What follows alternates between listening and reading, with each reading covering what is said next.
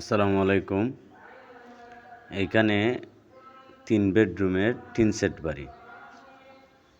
তো এতটুকু পর্যন্ত কাজ করতে কি মালামাল লাগছে এবং বর্তমান সময়ে আপনি আপনার জায়গা থেকে এতটুকু মালামাল যদি আপনি নেন, তাহলে আপনার কত টাকা বাজেট রাখতে হবে, এই বাড়িটির উপর থেকে আমি দেখানোর চেষ্টা করছি আপনাদেরকে। বাড়িটি হচ্ছে এল সিস্টেমে এবং ওই বাড়িটির মধ্যে একটি কিচেন, ২টি বেডরুম, একটি বারান্দা এবং একটি টয়লেট সহ। অনেক ক্ষেত্রেই দেখা যায় যে টিন সেটের ক্ষেত্রে যে ৩ ইঞ্চি এবং ৫ ইঞ্চি দিয়ে গাঁথুনি করতে হয়, তো এইখানে কিন্তু ৫ ইঞ্চি গাঁথুনি দিয়ে এবং এতটুকু কাজ করতে আপনার বর্তমান সময়ে যে কত টাকা বাজেট রাখতে হবে, ধৈর্য সহকারে ভিডিওটা দেখেন, অবশ্যই আপনাদের একটা ধারণা হবে যে এই কাজগুলা করলে আপনিও আপনার জায়গা থেকে এতটুকু কাজ করতে পারবেন। এবং ওইখানে যে কাজের যে চাইজগুলা এবং যে রুমের যে চাইজগুলা, এগুলা কিন্তু আপনার ১২ ফিট বাই ১৩ ফিট। সচরাচর দেখা যায় যে গ্রামের মধ্যে, এটা কিন্তু গ্রামের মধ্যে একটি টিন সেট বাড়ি হেল সিস্টেমে।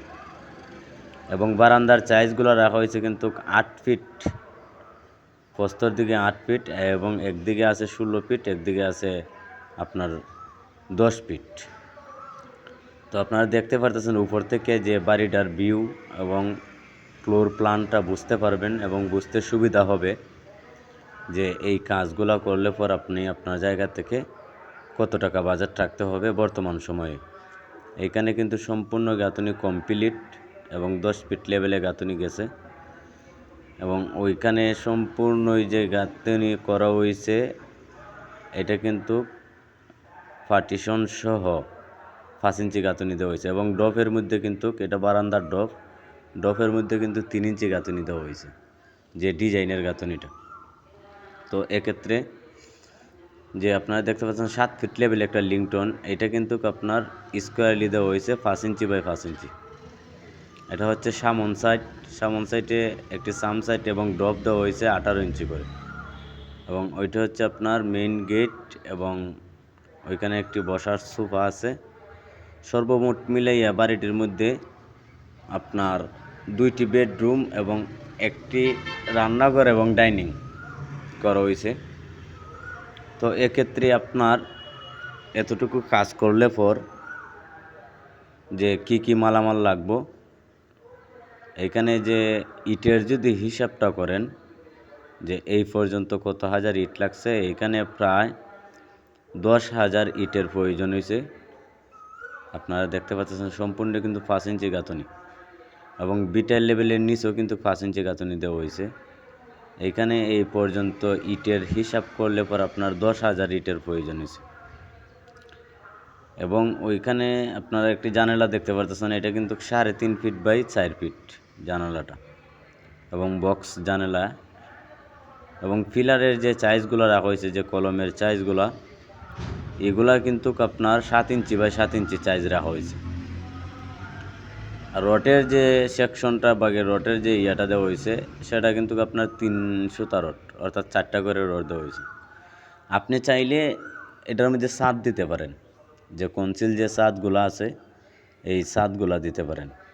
কনসিল ছাদ দিলে পর দেখা যায় যে গাঁথুনি করার পরে দিলেও ভালো এবং যদি গাঁথুনি না করেন, এরপর যদি আপনি একতলা ফাউন্ডেশন বা একতলার ছাদ দিতে চান, তাহলে আপনি আপনার জায়গা থেকে দিতে পারেন। কিন্তু এখানে গাঁথুনি করার পরেও কিন্তু আপনি ছাদ দিতে পারবেন, যে স্ল্যাব ছাদ আছে এই ছাদটা আপনি ব্যবহার করতে পারবেন, কোনো সমস্যা হবে না।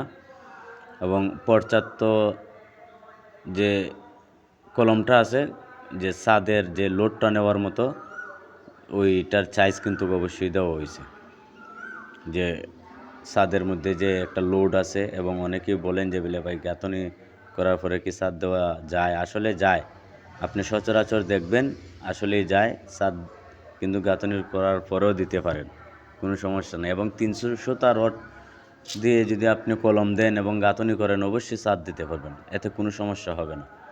আর আপনি আপনার টাকা যদি বাঁচাতে চান তাহলে আপনি টিন দিতে পারেন, এবং যদি আপনি চান যে ছাদ দিবেন, ছাদে আর টিনে বেশি একটা ডিফারেন্স না, বলতে যে ছাদে আর টিন যে বিষয়টা হচ্ছে যে কাঠ, টিন এবং কাঠ মিস্ত্রি, এবং আপনি যদি স্টিলের হ্যাঙ্গেল লাগান তাহলে দেখবেন যে খরচটা হিসাব করিয়া যে কিভাবে এবং কত টাকা খরচ আসে আপনার। এটা হচ্ছে আপনার বারান্দাটা রাখা হয়েছে 8 ফিট। আর এটা হচ্ছে আপনার রান্নাঘর এবং ডাইনিংও বলতে পারেন, এখানে রান্নাও চলবে এবং আপনি আপনার খাওয়া দাওয়া সারতে পারবেন, কোনো সমস্যা নাই। এবং এখানে রান্নাঘরের লেগে স্ল্যাব দেওয়া হয়েছে আপনার 18 ইঞ্চি করে 3টা তাপ। এবং আপনারা দেখতে পাচ্ছেন গাঁথনির কাজ কিন্তু অলরেডি কমপ্লিট, এবং গাঁথনিটা কিন্তু 10 ফিট লেভেল পর্যন্ত নেওয়া হয়েছে। এবং জানালার সাইজগুলো কিন্তু 3.5 ফিট বাই 4 ফিট, এবং প্রতিটা রুমে কিন্তু চামচাইড দেওয়া হয়েছে। আপনারা দেখতে পাচ্ছেন 2 ইঞ্চি হাইটে এবং 18 ইঞ্চি প্রস্থ। আর পার্টিশনের যে গাঁথনিগুলো আছে এগুলো কিন্তু আপনার 5 ইঞ্চি করে দেওয়া হয়েছে। অনেক ক্ষেত্রে আপনারা পার্টিশনের গাঁথনি 3 ইঞ্চি দেন, 3 ইঞ্চি দিলেও দিতে পারেন এবং 5 ইঞ্চি দিলেও কোনো সমস্যা নেই। এটা হচ্ছে টয়লেটটা হচ্ছে আপনার 4.5 ফিট এবং 8 ফিট। এই যে টয়লেটটা আপনারা দেখতে পাচ্ছেন, টয়লেটটার জায়গার কারণে একটু ছোটো, বলতে আপনার 5 ফিট দেওয়া লাগে ভিতর। তো ওইখানে যে রুমের সাইজগুলো আছে এগুলো হচ্ছে আপনার 12 ফিট বাই 13 ফিট। এক্ষেত্রে আপনি আপনার রডের যদি হিসাবটা করেন, প্রায় এখানে 1 টন রডের প্রয়োজন হইব এবং 10,000 ইটের প্রয়োজন হইব। এবং এই পর্যন্ত যে সিমেন্টের হিসাবটা, এই পর্যন্ত প্রায় 110 ব্যাগ সিমেন্টের প্রয়োজন হয়েছে গাঁথনি কমপ্লিটলি।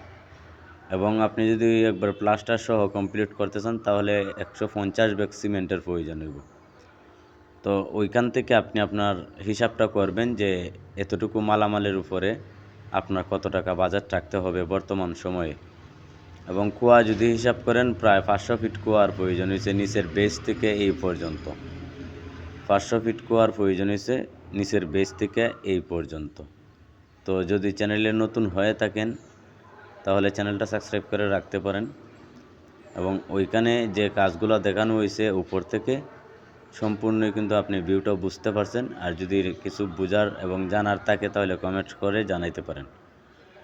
ওইখানে যে কাজগুলো দেখতে পাচ্ছেন খুবই ইউনিকভাবে কাজগুলো কিন্তু করা হয়েছে।